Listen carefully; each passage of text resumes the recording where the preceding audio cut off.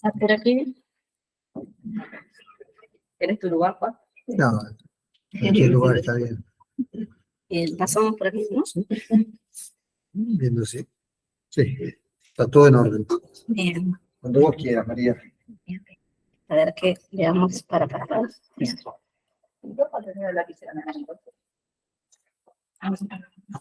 Gracias.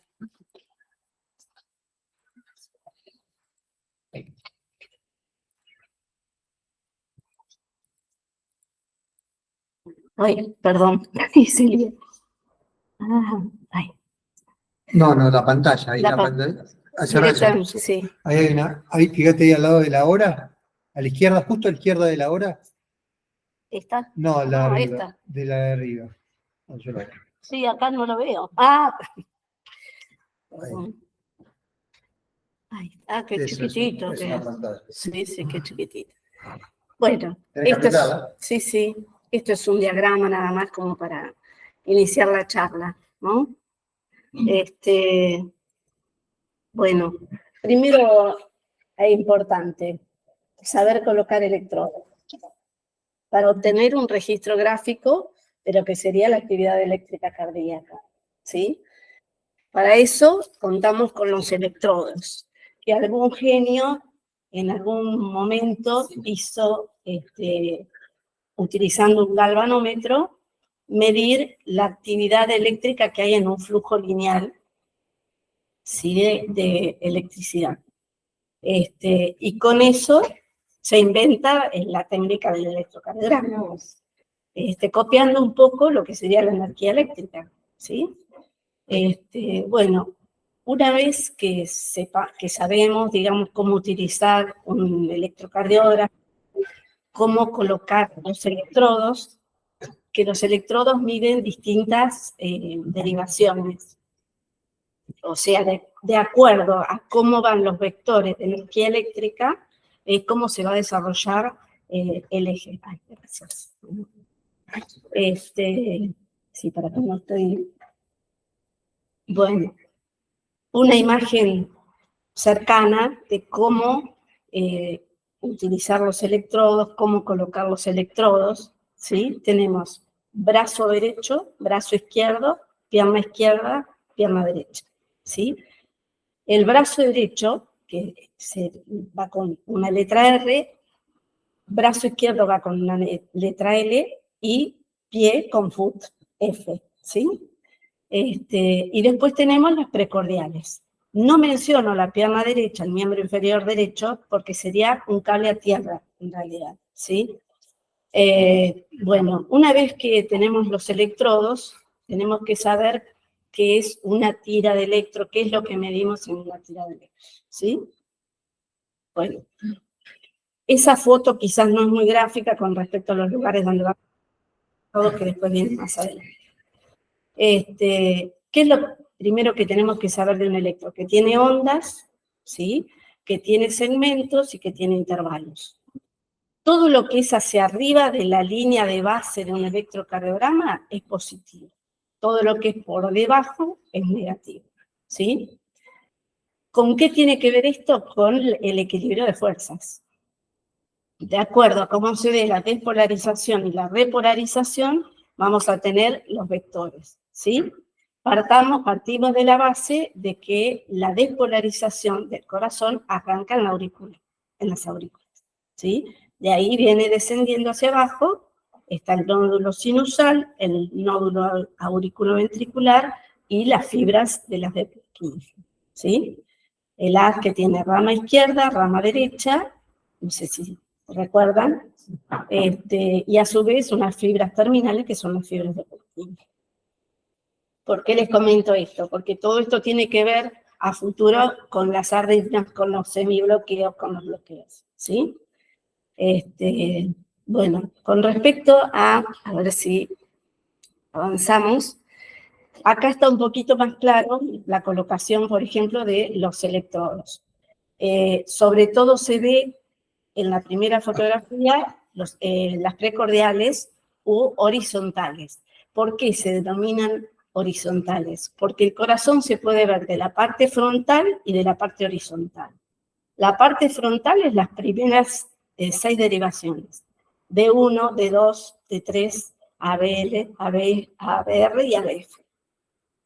Para ustedes por ahí es un poco complicado todavía. Por ahí quizás vos has visto algún electro. Me gusta un montón el electro. Bueno, por eso, pero la primera parte, que sería la parte frontal, ahora yo les muestro un dibujo donde se ve cómo se enfrenta al corazón para poder interpretarlo, ¿no?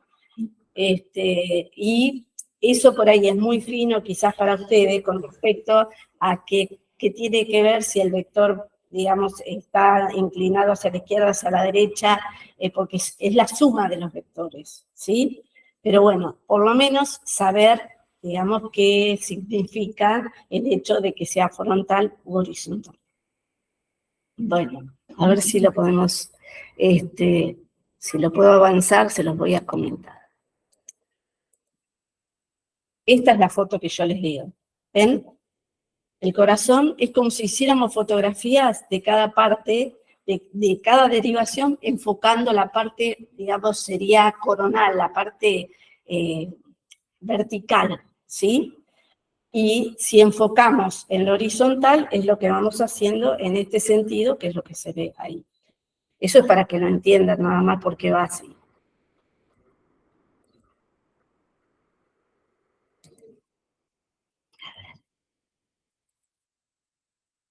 Esto es lo que les comentaba con respecto al diagrama del circuito eléctrico, que nace arriba en el nódulo sinusal, ¿ven? Los haces internodales, el haz de Bachmann, que es el que lleva a las aurículas todo el estímulo, de allí arranca y va hacia el nódulo auriculoventricular. ¿Esto por qué se los comento? Porque después cuando veamos el electro vamos a ver que los segmentos tienen cosas que se relacionan con esto, ¿sí?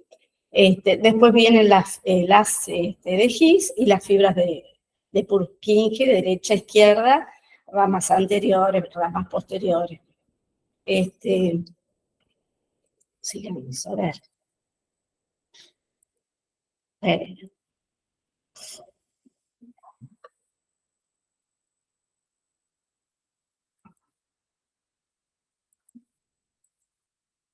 Bien, con respecto a lo que siempre nombramos que es el triángulo de Beethoven, es lo que yo les dije al principio, D1, D2, D3, ABR, ABL y ABF. Este triángulo lo que hace es medir, por ejemplo, los polos negativos, los polos positivos. ¿Por qué las ondas son hacia arriba y por qué las ondas son hacia abajo? Yo no les quiero complicar mucho la vida porque fíjense que esta imagen exaxial tiene que ver con cada una de las derivaciones. Los ángulos son chiquititos, pero de acuerdo a cómo se distribuye la energía, es donde va a caer el vector máximo. Si la confluencia del vector va, por ejemplo, entre 0 y 90, ¿ven dónde está el 0 y 90? Bueno, estamos en un eje normal. Ustedes no lo van a hacer eso, pero uno lo que tiene que transmitirles es que de dónde salen todos esos cálculos, porque uno ahora lo hace a simple vista, pero en realidad cuando tenés que hacer el cálculo tenés que medir los grados, tenés que ver para dónde va cada vector, ¿sí? Bueno, pobre, yo me dirijo a ella. Esto, chicos, es un poco de lectura y se interpreta como para que ustedes puedan saber de dónde sale, nada más. Porque después lo importante es esto, ¿sí? Bueno, en un electro, ¿qué tenemos? Lo que dije hoy, ondas, segmentos e intervalos, ¿sí? Ondas positivas, ondas negativas y la línea isoeléctrica, que generalmente es momento de reposo, ¿sí? Donde está volviendo a cargarse negativamente el corazón para poder despolarizar, ¿sí?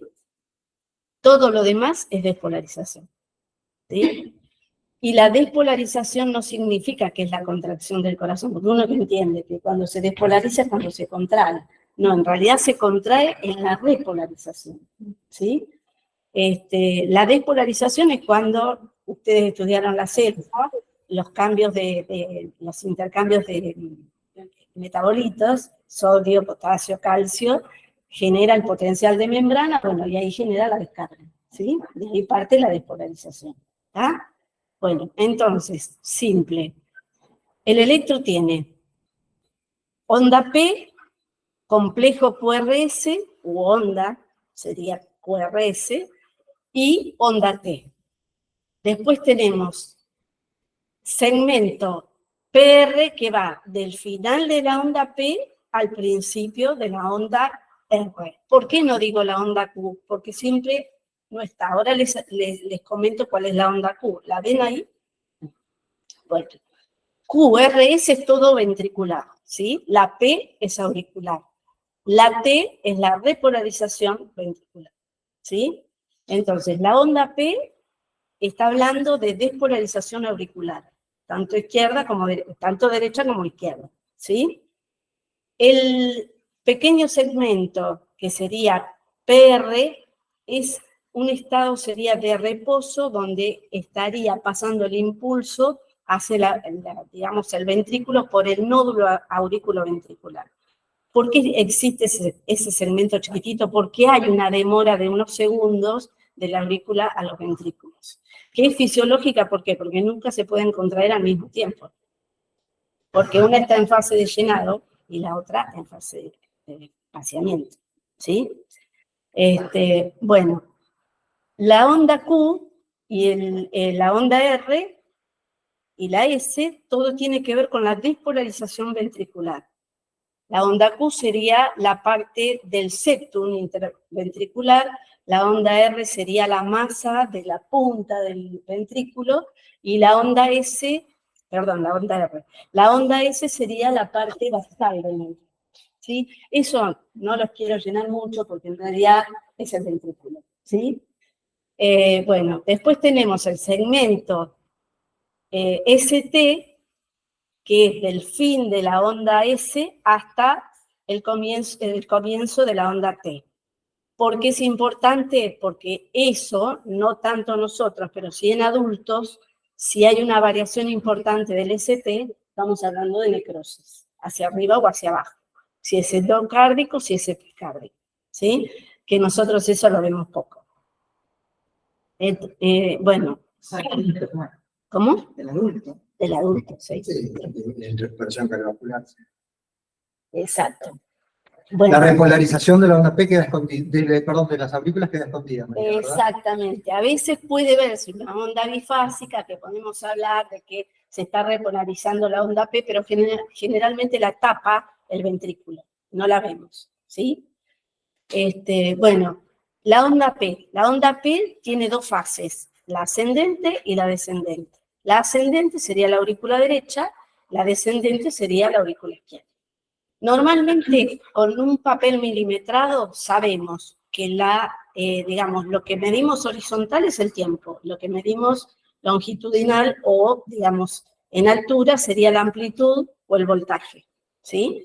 ¿Para qué me sirve eso? Porque yo todos esos cuadraditos los tengo que leer, ¿sí? Entonces tengo que saber que dos cuadraditos grandes en altura son 10 milivoltios, ¿sí?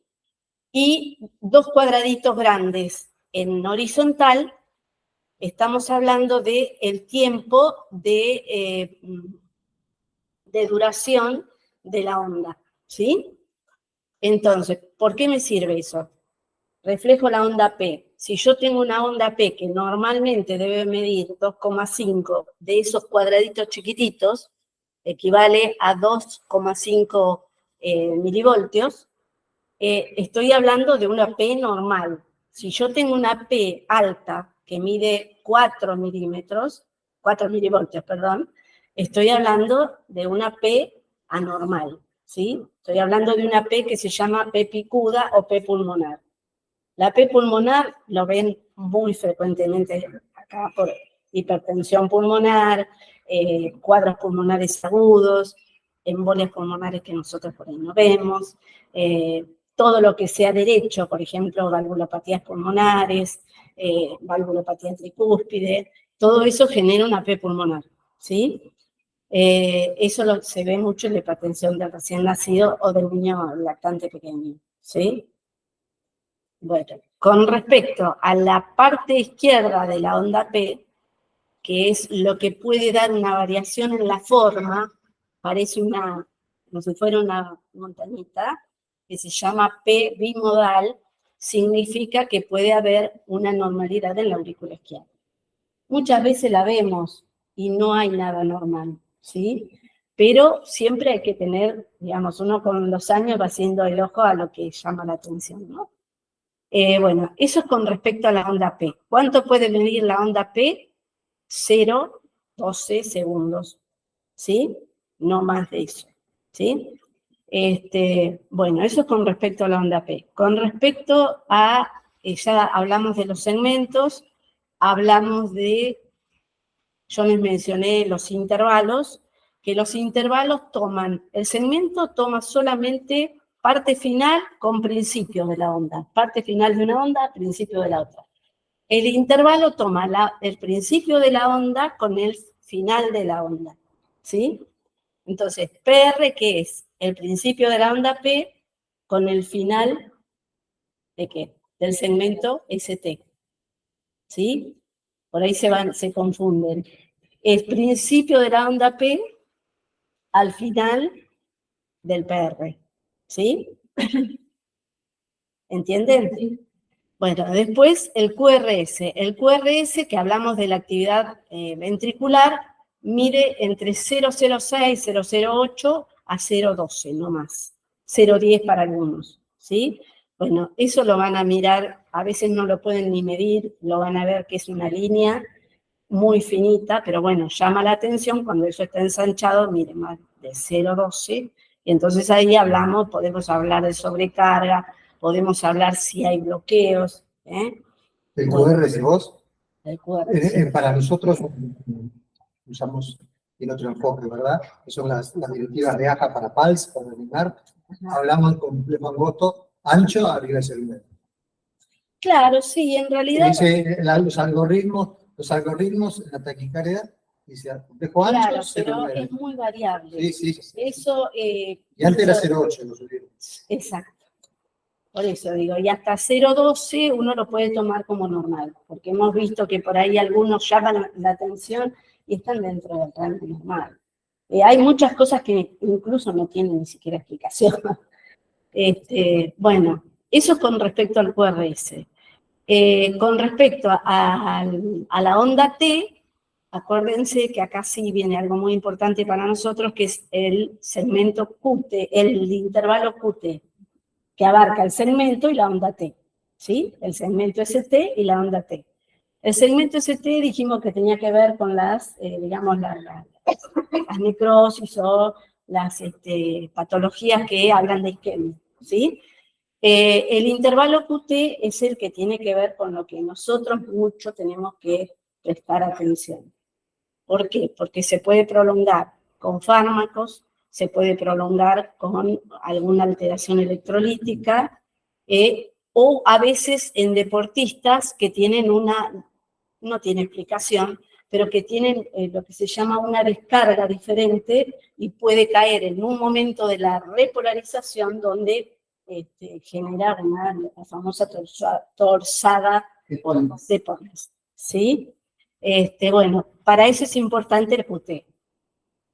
El QT, bueno, sabemos, creo que algunos ya los miden en pediatría, que es más o menos entre 0,32 y 0,42 medido directamente en los cuadritos, ¿sí? Si uno mide desde el comienzo de la onda Q hasta el final de la onda T, tiene que tener 0,42.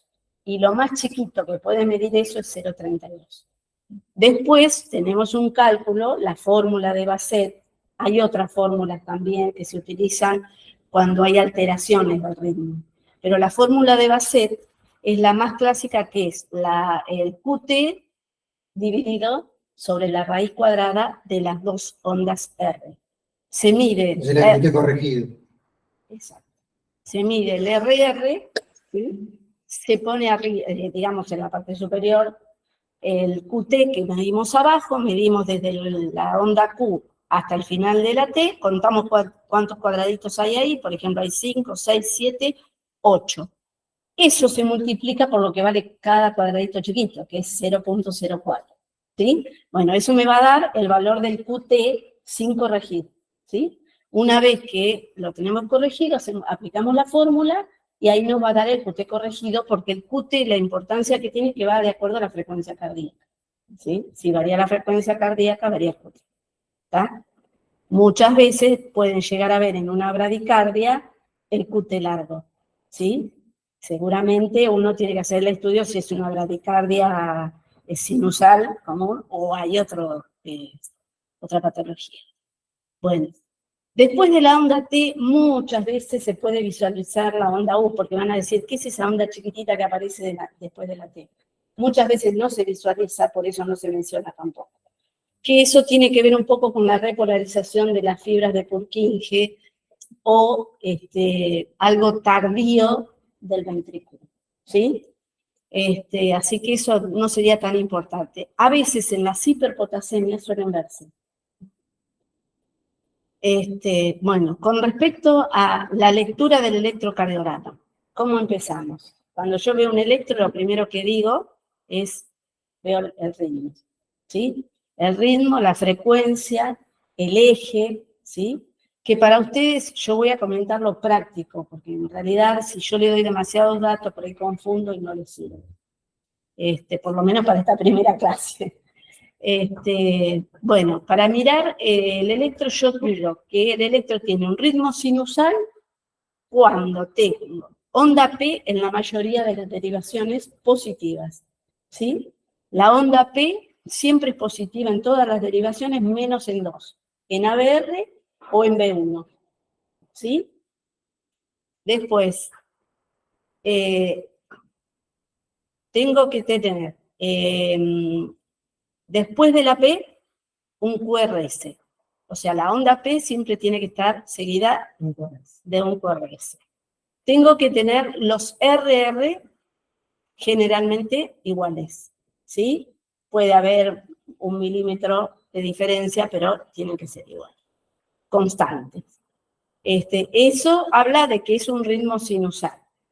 ¿Qué puede pasar? Como para darles un ejemplo de que a veces se puede llegar a ver una onda P negativa en otras derivaciones. Existen lo que se llaman marcapasos errantes. Los marcapasos errantes son como pequeñas contracciones o autoexcitaciones que existen dentro de la aurícula y que puede dar una onda P negativa en D2 o en ABF o en B6, ¿sí? Bien. ¿Eso cuál es la diferencia? ¿Cómo se dan cuenta? Lo hacen con 10 minutos de diferencia y cambia totalmente, ¿sí? Eso es algo fisiológico, pero lo tienen que saber porque lo pueden llegar a ver, ¿sí? Distinto es cuando yo veo una P negativa en D1, una P positiva en D1 y una P negativa en B6, que eso sí me tendría que llamar la atención, ¿sí? Porque puede haber una inversión de cavidades, ¿sí? Tiene que ser algo grosso, tampoco lo van a hacer, pero bueno, entra un chico con cianosis y tiene ese eje de P, bueno, es como que uno hace hincapié, qué casualidad, hay que buscar algo que tenga que ver con la transposición, por ejemplo. Eso. Bueno, después hablamos del ritmo sinusal, después vamos a la frecuencia cardíaca. La frecuencia cardíaca es fácil de calcular cuando el ritmo es regular, ¿sí? ¿De qué manera calculamos la frecuencia cardíaca? Tienen 2 RR que caen generalmente en las líneas del papel milimetrado, ¿sí? Cuando caen en las líneas es fácil. Ustedes recuerden que cada cuadradito de los grandes mide, cada segundo tiene 5 cuadraditos grandes, ¿sí? Por lo tanto, hablamos de 300 cuadraditos por minuto, ¿está? Por segundo, perdón.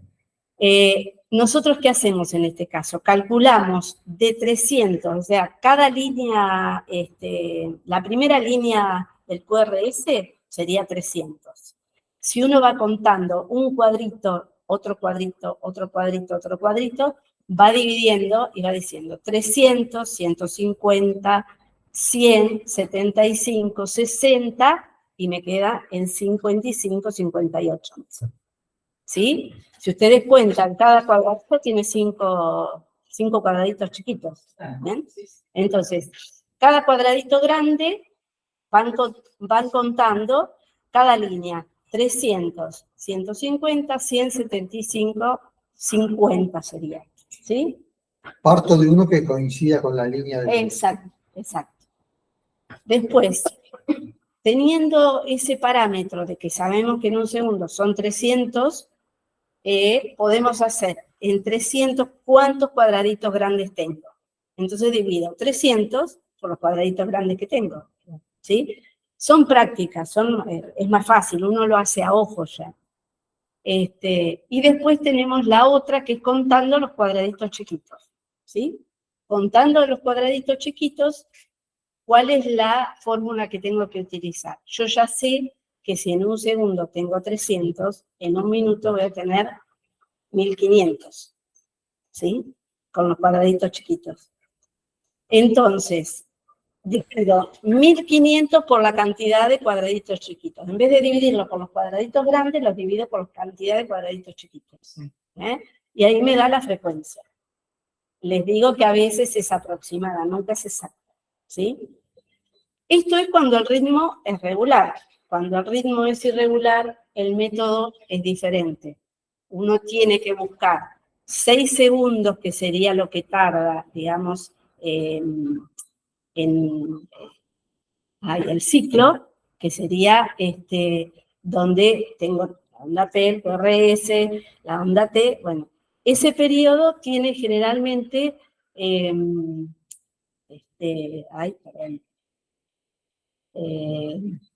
les dije 1500, calculen 300 por 5 cuadraditos grandes, me da 1500. Entonces divido los 1500 por todos los cuadraditos chiquitos, ahí quedamos, ¿no? Sí. Quedaba la frecuencia cardíaca. Cuando es irregular, debo buscar un segmento de 6 segundos para ver cuántos QRS tengo en esos 6 segundos. De acuerdo a la cantidad de QRS que tengo en esos 6 segundos, me va a dar multiplicado por 10 la cantidad de latidos o frecuencia cardíaca. ¿Cómo saco esos 6 segundos? Cada 6 segundos son 30 cuadraditos. Entonces, si yo cuento los 30 cuadraditos, veo qué cantidad de QRS tengo en los 30 cuadraditos. Eso estoy hablando si tienen una taquicardia supraventricular, si tienen un ritmo muy irregular. Claro. Pero bueno, vamos a lo clásico, perdón. Más o menos les queda lo de la frecuencia cardíaca. Lo vamos a hacer después con la práctica. Yo voy a traer unos electros y medimos, ahí tengo uno, pero para hacerlo sobre la mesa. Pero en realidad, para que ustedes puedan ver la diferencia y cómo calcular con 300, con 1500. Hoy es más o menos tener una idea básica de lo que son las ondas y lo que tiene que medir cada cosa. ¿Sí? Bueno, por acá, más o menos, ¿saben cuánto tiene que medir un QT normal corregido? Recién habíamos dicho 0.32 y 0.42, pero era el QT sin corregir. El QT sin corregir. El QT corregido tiene que dar entre 0.35 y 0.45. En un recién nacido nosotros lo hemos llegado a ver a 0.50. Los primeros meses también. Luego tiene que ir bajando, obviamente. En las mujeres, por ejemplo, se puede alargar, puede ser entre 0.45 y 0.47, y a veces en los de raza negra, que a veces nos preguntamos por qué muchos jugadores de fútbol o muchos deportistas de raza negra suelen tener algunas cosas que nosotros no vemos en la raza blanca. También pueden tener el QT prolongado. ¿Sí? Bueno, con respecto al QT, volvemos para atrás, el tema de las canalopatías, que nosotros no las vemos, digamos, tan a menudo, pero hay patologías como la miocardiopatía hipertrófica, que tienen un patrón genético en común con el QT largo, el QT corto, todas están más o menos distribuidas en el mismo, digamos, todo tiene que ver con los canales de calcio, ¿sí?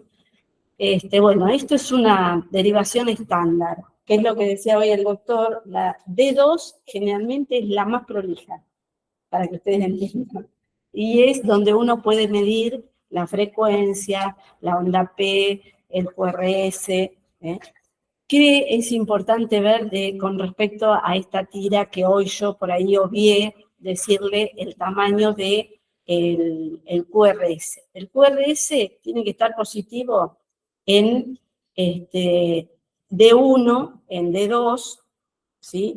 D3 puede ser intermedio, en ABF, en B5 y B6. El resto puede ser isodifásico. ¿Sí? María, después hay distintas velocidades, ¿no? Cuando corre la... Claro, sí. O sea, eso hoy cuando hablé del galvanómetro, obvié decirles, hay un gráfico acá, que el equipo tiene que estar calibrado en 25 milímetros, a ver si está por acá, tiene que estar en 25 milímetros por segundo y en 1 milivoltio, porque si eso está en 50 o menos, va a dar todo. Si es menos, todo mucho más chico. Si es más, mucho más largo. ¿Eso para qué sirve? A veces para ver defectos se puede hacer la derivación para ver un poquito más claro, o sea, descifrar las ondas, ¿sí? Pero nosotros trabajamos con 25 milisegundos y con 1 milivoltio, ¿sí?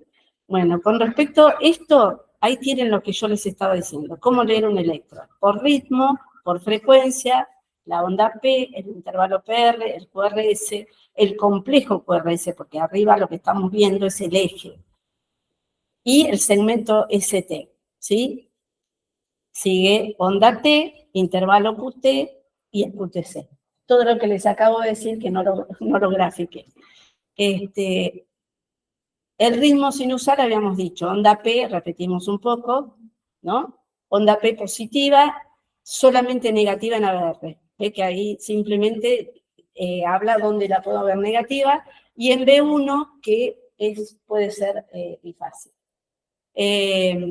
Después, dijimos, una frecuencia cardíaca estándar, eso habla también de un ritmo sinusal, RR constante, toda P debe ser seguida de un QRS, y una frecuencia que generalmente hablamos de entre 60 y 100 latidos por minuto, normal, ¿sí? Bueno, la onda P ya estuvimos hablando, el intervalo PR, que podemos decir que el intervalo PR mide entre 0,12 y 0,20 segundos. ¿Para qué sirve esto?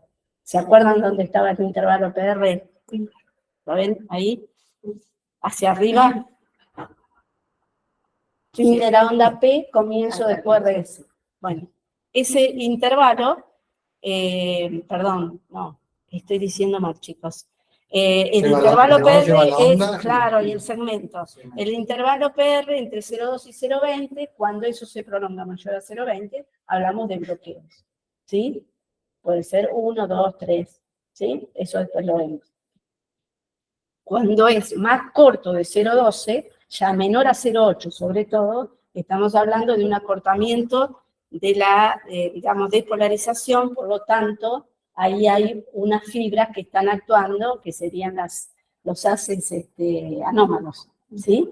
Por lo tanto, acortan el periodo y generan una P más chiquita y un PR corto. Cuando está corto y sugiere hiperexcitación. Es preexcitación. Preexcitación, sí. Cuando es corto es preexcitación, cuando es largo bloqueo, para que a ustedes les quede un esquema, ¿sí? O sea, se bloquea el estímulo que pasa a los ventrículos, ¿sí? Y se acorta el estímulo cuando está preexcitado, ¿sí? Bueno, después, con respecto al eje, el eje hoy les comenté que es la suma de los vectores. Bueno, ¿qué les sirve acá? Ustedes van a ver la onda R positiva en D1, en D2, en B5 y B6, ¿sí? Eso es lo que más tienen que ver, como para saber si un electro tiene el eje normal, ¿sí? Las ondas, el QRS no debe medir más de 25 milímetros, ¿sí? Y ahí derivaciones donde se puede llegar a ver 15 hacia arriba, 15 hacia abajo, 20 hacia arriba, 20 hacia abajo. Estamos hablando de una onda isodifásica porque es donde se equilibran, digamos, los vectores. Entonces no está ni muy arriba ni muy abajo. Nosotros hablamos como un eje indefinido. Un eje indefinido puede ser totalmente normal. A veces lo ven en todas las derivaciones. Van a ver todas R y S en todas las derivaciones. No es anormal. Muchas veces nos hace pensar, puede ser un chico con asma, con presión pulmonar un poquito más alta. Hay una serie de factores que hacen que el eje no esté exactamente, digamos, la R pura en D1 y en B5 y B6, ¿sí? Bueno, con respecto al eje, habíamos hablado, entre 0 y 90 es el eje normal. Igual podemos ver hacia arriba un poquito y hacia abajo también, que eso no habla de desviación, sí nos orienta un poquito que se va a la izquierda o a la derecha. Por ejemplo, ¿qué pasa? Les doy un ejemplo clave. Los síndromes, las trisomías 21, generalmente tienen el eje cambiado. Tienen un eje que sería la R en D1 y S en B6, o sería una RS importante, ¿sí? ¿Eso qué significa? Que tienen desviación a la izquierda. ¿Por qué tienen desviación a la izquierda? Porque la formación digamos, de lo que sería la parte de aurículas y ventrículos en la trisomía 21 tiene efectos en lo que sería la almohadilla endocárdica, que está en el sector de formación de válvulas y de los tabiques, ¿sí? Entonces, como el haz tiene paso por allí, se puede ver alterado el eje. Por eso es que uno puede ver, en un chico normal lo puede ver, pero es más raro. Generalmente D1 y ABF son positivos, y B5 y B6 lo mismo. ¿Qué otra variabilidad pueden tener? Un recién nacido. No van a ver la R alta, porque la presión pulmonar es alta, ¿sí? Entonces van a ver predominio del ventrículo derecho, por lo tanto, en vez de ver la R en D1, van a ver la S, ¿sí? Y lo mismo en B6. En vez de ver la R, B5 y B6, van a ver más S, ¿sí? Porque todavía predomina el ventrículo derecho. ¿A qué se debe eso? La masa ventricular predominante cuando nace es derecha, ¿por qué? Porque las presiones que maneja son placentarias por el circuito fetal. Entonces tenemos mayor presión del lado derecho. A medida que se van equilibrando las presiones, aumenta la presión del lado izquierdo, ¿sí? Entonces, bueno, todo eso hace cuando a veces vemos chicos que están por ahí al principio un poquito más, no cianóticos, pero ante cualquier cosita se ponen enseguida cianóticos porque tienen presión aumentada del lado derecho, ¿sí? Eso tiene que ir cediendo a medida que pasa el tiempo y lograr un electro como lo habíamos visto hoy. R positiva en D1, R positiva en D2, ABF, B5 y B6, ¿sí? Las variaciones son múltiples, nunca son exactas, pero para que ustedes entiendan gráficamente el hecho de ver un electro, que acá se lo pueden ir pasando, como para que no sea tan fría la clase, a ver si quieren ver la regularidad para medir la frecuencia, las ondas para ver D1, D2.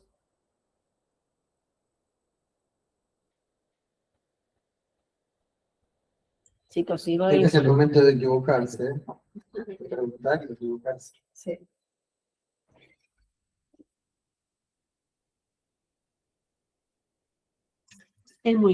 Son conceptos muy básicos. No sé si vos por ahí estás más allá. No, no, yo tengo lo que uno maneja habitualmente es lo básico, por lo demás. Sí.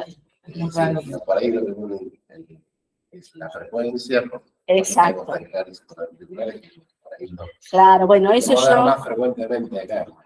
Yo les preparé para eso, más o menos, o sea, qué tiene que ver con respecto a cada cosa que ustedes más pueden ver, y qué es lo que tienen que fijarse como para decir, bueno, porque a veces tenés la taquicardia, no ves la onda P, ya vas al tratamiento, no calculás, ya te das cuenta que tiene 200 por minuto, ¿sí? Ya con un solo cuadradito ya está.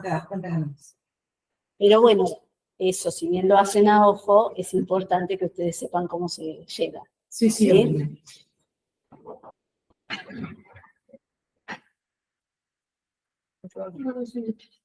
Bueno, A ver qué otra cosa podemos charlar de todo esto. Ya les dije lo del intervalo QT, las ondas positivas, las ondas negativas. No me guié mucho por el power porque me embronqué. No, porque tenía uno muy dinámico que era un poquito más largo, pero te iba llevando. Y lo perdí, no lo puedo encontrar. Ya lo voy a encontrar. la otra semana vamos a dar todo lo que es patologías. Claro, la otra semana todo lo que ustedes pueden ver, por ejemplo, si ven Fallot, si ven todo lo que es derecho, todo lo que es izquierdo, y sobre todo lo que más tienen que ver en cosas agudas. Por ejemplo, llega un chico con una taquisupra, Claro. con una fibrilación auricular, porque las hay, con una taquicardia auricular, porque si hay patología van a llamar al cardiólogo, ¿no? Obviamente. Pero bueno, saber cómo manejarse por lo menos en una emergencia, ¿sí? Y sacar el eje, yo les voy a hacer esto mismo, pero en gráficos grandes, para que entiendan, digamos, cómo los numeritos, los cuadraditos, y no se confundan. Es difícil igual. No es fácil. Yo no quise entrar mucho en lo que es digamos, sector de vectores y eso, porque eso no lo van a ver ustedes. O sea, es para saber de dónde nace todo eso. Y en realidad a ustedes les interesa qué significa cada onda, qué es lo que tienen que contar, qué es lo que tienen que ver, ¿sí? En qué patología se puede alterar. A veces varía para nosotros también. María, y la semana que viene vas a tener que hacer vos, más autoridad que yo. Sí. Tenés que sortear a alguno de los presentes para hacerle el electro. Tenemos el aparato. Hoy estuve a punto. ¿Viste? Hoy estuve ¿Viste? a punto. ¿Viste? Bueno, Claro, lo mandás a internar, lo mandás a poner su stem derecho, alguno de nosotros, pero su bueno, a veces pasa. Y porque pasa, a veces, claro. Sí, a veces haces, viste, las preocupacionales y vos decís, está todo bien, gente joven, 30, 25, 20, y te encontrás con algunas cosas, viste. Entonces, Por eso es nunca hay como- que firmar nada de que hay no se contactó. Firmar el certificado, lo necesito. Porque además lo perjudicás a la persona, pues se perdió la oportunidad. de detectar mensajes, chicos. Como pediatra, me firmás para un campamento, me firmás para Era correr una maratón. un torneo, bueno, me firmás. Y uno que hacía, lo conocía, firmaba. Por el estado de salud, cuando hice cardiología, dije nunca más firmo si no te veo. Si no te escucho y si no te hago un electro. ¿Sí? No tanto por miedo, sino porque realmente es así. Y me ha pasado en la experiencia personal de tener un electro normal, tener una miocardiopatía hipertrófica. Y no lo vi una vez, lo vi 4 o 5 veces. Y casualmente ahora tengo una chiquita de 8 años que vino por un QT para una medicación de patología del autismo, y un pequeño soplito que no decía nada, un electro que tenía un QT normal, o sea, firmás porque el QT es normal, Y algo no te gustaba. algo no me cerró. Miocardiopatía hipertrófica obstructiva dinámica. Ah, y eso de que no sabemos. No sabemos. 8 años. Así que bueno, por eso digo que no es todo tan exacto. Y el chico, el paciente, es el contexto clínico y lo que uno puede aplicar semiológicamente, clínicamente, ¿sí? El electro vale, pero también tenemos que ver al chico, porque si el electro me dio normal, Sí, nosotros yo, así, con muchas limitaciones, sí, ¿sí? He enseñado siempre las arritmias en la reanimación avanzada, y dos cosas que uno le pide que evalúe bien. Primero, si tiene repercusión hemodinámica, exactamente, ¿sí? Y segundo, si puede ser secundario o qué. exacto. ¿Eh? Bueno, una de las cosas en la misma semiología, también, uno escucha un soplo, pero si el soplo no está acompañado de insuficiencia cardíaca o de taquicardia o de bradicardia, bueno, estamos hablando de que no hay repercusión hemodinámica.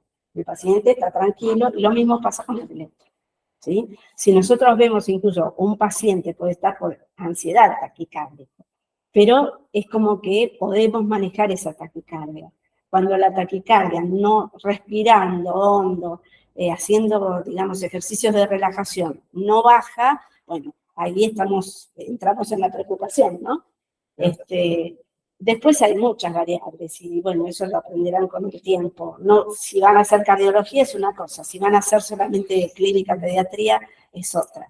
Pero bueno, el hecho de que ustedes sepan cómo ver un electro y qué ver patológico en un electro, no todo, porque hay cosas que son, por ejemplo, las taquicardias de la unión, son difíciles de diagnosticar, ¿sí? Entonces, uno los ingresa en un parámetro general, pero hay que conocerlos nosotros. Ustedes por ahí saber que tienen una taquicardia, que tienen una arritmia suficiente, ¿sí? Después llaman al cardiólogo. Bueno, después con respecto a, más o menos entendieron una tirada. Lo que es la D1, ¿vieron los ejes? La R, la S. Una cosa, la onda Q nosotros la vemos poco porque no trabajamos con situaciones de isquemia y necrosis. Vemos la onda Q chiquitita que corresponde a la despolarización del ventrículo de la parte septal. A veces no aparece la onda Q, por eso les decía que el segmento se mide hasta la onda R, ¿sí? Segmento PR o intervalo PR, ¿sí? La Q puede aparecer a veces, eso se lo voy a dar después, como por ejemplo una R chiquitita y una Q importante.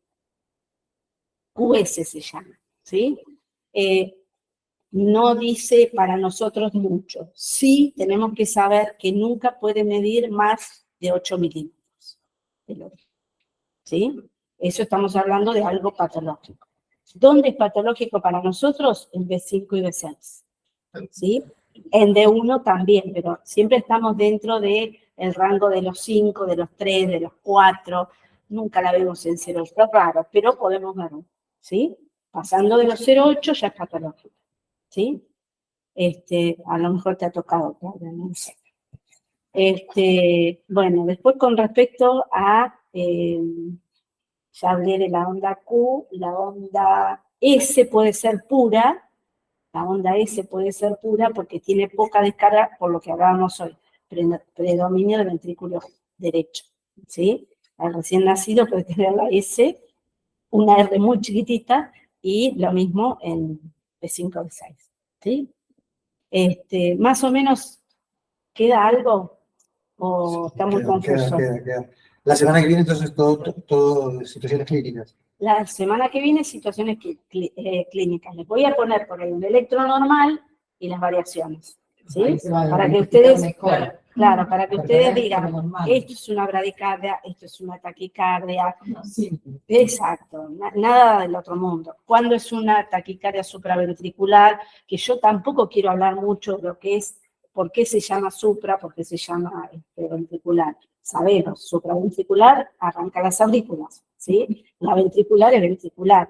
Todo tiene que ver con los nódulos, no los quiero confundir. Simplemente saber en el electro cuándo es más benigna, cuándo es más maligna, cuándo tienen que actuar rápido, cuándo no, cuándo lo pueden hacer con determinados medicamentos y cuándo no, ¿sí?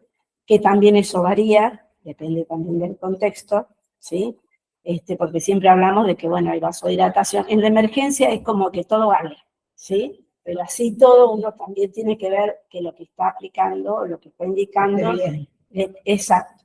Porque a veces hay situaciones, por ejemplo, la digoxina, que hoy hablábamos con el doctor, se aplicaba, era la reina. Droga madre. Era la reina. Pero después se vio que la digoxina causaba efectos adversos y sí, mejorábamos en algún aspecto, pero teníamos riesgos con otros.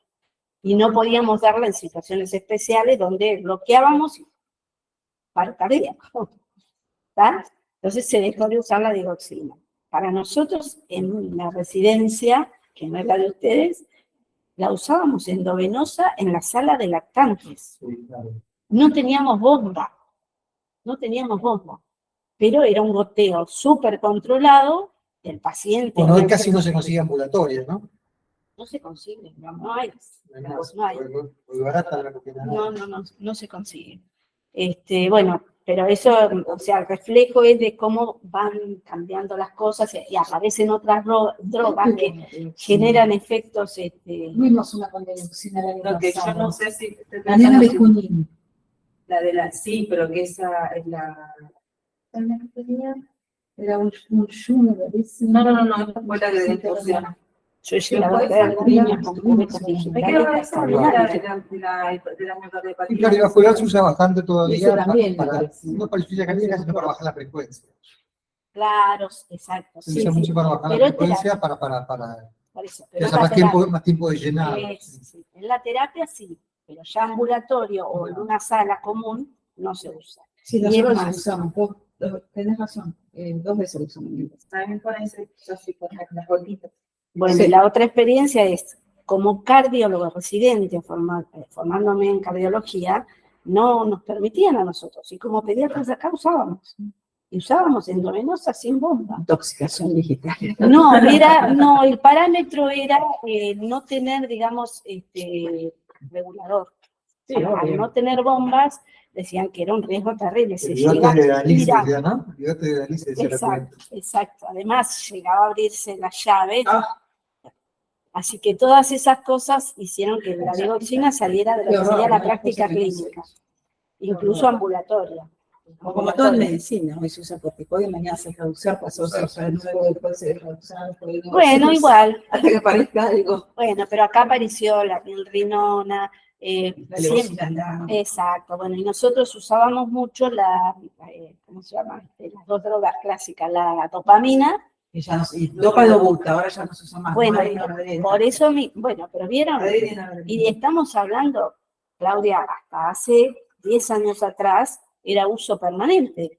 Y En algunos como, lugares la dopamina la usan. claro, Pero Yo me sumé otra vez a una charla que había de la Sociedad Norteamericana de Recuperación Cardiovascular, sí, y estaban todos los cardiólogos haciendo chistes, y uno hacía un chiste y decía poison, no hacía chiste sí. de que estuvieron 40 años usando la dioxina y ahora parece que está prohibido, que es una barbaridad, una cosa que no se puede hacer, que estuvimos 40 años intoxicando a los pacientes. Bueno, pasó también con la medicación para tener. La ranitidina. ¿Cuántos se usan la ranitidina? Bueno, Y la de repente dijeron, ranitidina- no se usa más la ranitidina. No, eso fue una, para mí, perdón, por lo menos que metió la famintidina y es lo mismo. Bueno, pero sí, también. El pulsar, que se usa para los chiquitos para el reflujo, o dobutamina, no, ay, ¿cómo se llama? Exacto. Bueno, también eso se Son para prohibió. lo que medicación que tienen control. Se prohibió, Sí, se hace, también. y bueno, si no tenés medido el QT, no se Cada puede indicar. risperidona también. Cuando en Estados Unidos ya no se usa hace rato. Se eliminó del mercado. Todo lo que trae problemas y efectos adversos no se usa más. Y bueno, y todos los médicos legales, distinto, ¿verdad? Creo que es eso, es un tema legal y por eso también es como que no hay pediatras, no hay anestesiólogos, no hay terapistas, cada vez hay menos. Todo lo que significa usar drogas de alto riesgo, digamos, de uso en la gravedad, en la situación crítica, si bien es aceptado porque uno tiene que sacar al paciente, eso también conlleva a otro tipo de problemas. No sé si No, perfecto. quizás hay detalles que por ahí es cuestión de sentarse y ver. Un papel milimetrado, lo que mide un papel, que yo igual se los voy a poner porque lo que más les importa a ustedes es medir la frecuencia. Después van a mirar y van a decir, está taquicárdico, está bradicárdico, pero bueno, por lo menos saber cómo hacer el conteo. Bueno, María, te agradecemos mucho. Te esperamos la semana que viene. Si leen, quizás algunas cosas falten, pregunten cuando vengan, a ver en qué los puedo ayudar. Dale.